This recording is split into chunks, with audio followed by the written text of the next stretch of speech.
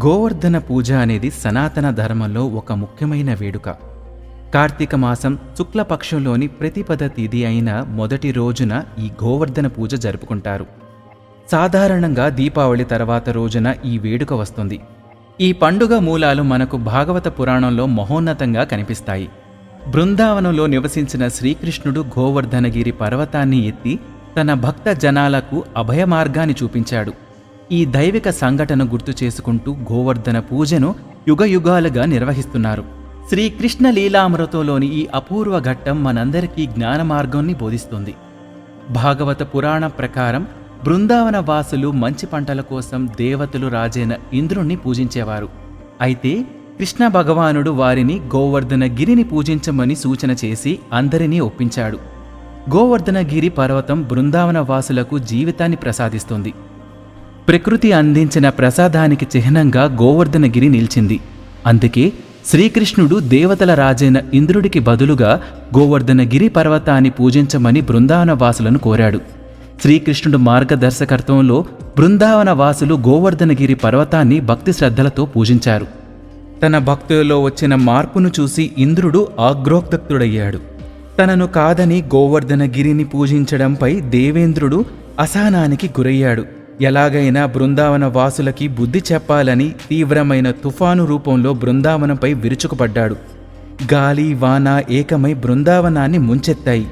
అప్పుడు దీన జనోద్ధరణకు శ్రీకృష్ణుడు శరణుజొచ్చిన తన భక్తులను రక్షించడానికి చిటికన వేలుతో గోవర్ధనగిరి పర్వతాన్ని గాలిలోకి ఎత్తి నిలబడ్డాడు. గోవర్ధనగిరి నీడలో యావత్ బృందావనం తరలి వెళ్ళింది. పశువులు, పక్షులు, స్త్రీలు, పురుషులు, పిల్లలు సమస్తం బృందావనంలోని జీవరాశి గోవర్ధనగిరి ఛత్రఛాయలో నిలిచింది. తన మాటను కాదన్నారనే అహంతో దేవేంద్రుడు 7 రోజుల పాటు బృందావనంపై తుఫాను కురిపిస్తూనే ఉన్నాడు. 7 రోజుల తర్వాత తన కోపం నిష్ఫలమైందని గ్రహించి శ్రీకృష్ణుడి దివ్య స్వభావాన్ని గుర్తించిన ఇంద్రుడు తన తప్పును తెలుసుకొని బీభత్సాన్ని నిలిపివేశాడు. సనాతన సాంప్రదాయంలో గోవర్ధన పూజకు విశిష్ట స్థానం ఉంది. ఇది ప్రకృతికి మనం అందరం అందించే ఒక కృతజ్ఞతాభావం. ఇది శ్రీకృష్ణుడు అందించిన శిష్ట రక్షణకు సంబంధించిన వేడుక. భగవంతునిపై భక్తి ఉన్నట్లయితే భక్తులు ఎన్ని విపత్తులు వచ్చినా, కష్టాలు వచ్చినా భగవంతుడు ఆదుకుంటాడని సందేశం ఇందులో ఉంది.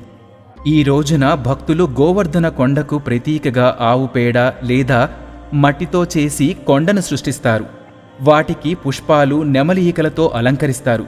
తర్వాత వారు ఆ కొండ చుట్టూ ప్రదక్షిణ చేస్తారు. ప్రార్థనలు, ఆహార పదార్థాలు అందిస్తారు. దీనిని అన్నకూట అని పిలుస్తారు. అంటే ఆహార పర్వతం అని అర్థం. ఇక సనాతన ధర్మంలో గోవులకు ప్రత్యేక స్థానం ఉంది.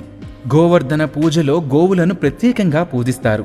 గోవులకు స్నానం చేయించి అలంకరించి పూజలు చేస్తారు. ఇది వ్యవసాయం, రోజువారీ జీవితంలో ఆవులకు ఉన్న ప్రాముఖ్యతను సూచించడమే కాకుండా సనాతన సంస్కృతిలో వాటి పవిత్ర స్థితికి నివాళులర్పిస్తుంది. ఈ ఆచారాల ద్వారా పర్యావరణాన్ని గౌరవించడంతో పాటు దాని ప్రాముఖ్యతను సూచిస్తుంది. అంతేకాకుండా ఇది మానవ జీవితానికి సహకరించినందుకు కృతజ్ఞతతో జరుపుకుంటారు.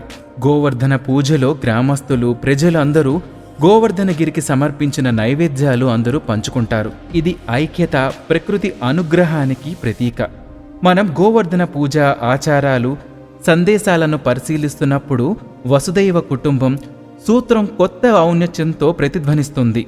సనాతన ధర్మం గొప్ప వారసత్వంతో పాతుకుపోయిన ఈ పండుగ ఐక్యత, పర్యావరణ సారథ్యం, సంఘం, వినయం, సార్వత్రిక పాఠాలను అందిస్తుంది. ప్రపంచాన్ని ధర్మం వైపు పెంపొందించడానికి అవసరమైన అడుగుగా చెబుతారు. ప్రతి వ్యక్తి, ప్రతి జీవి విలువ కలిగిన భూమిని ఒకే కుటుంబంగా గుర్తించడమే ఈ పూజ గొప్పతనం అని చెప్పవచ్చు.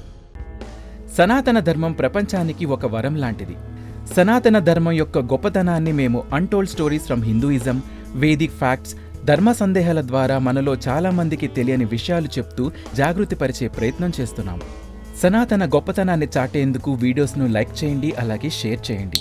సబ్స్క్రైబ్ చేయడం ద్వారా మాకు సపోర్ట్ ఇవ్వండి. అలాగే మీ అభిప్రాయాలను కామెంట్స్ రూపంలో పంచుకోండి.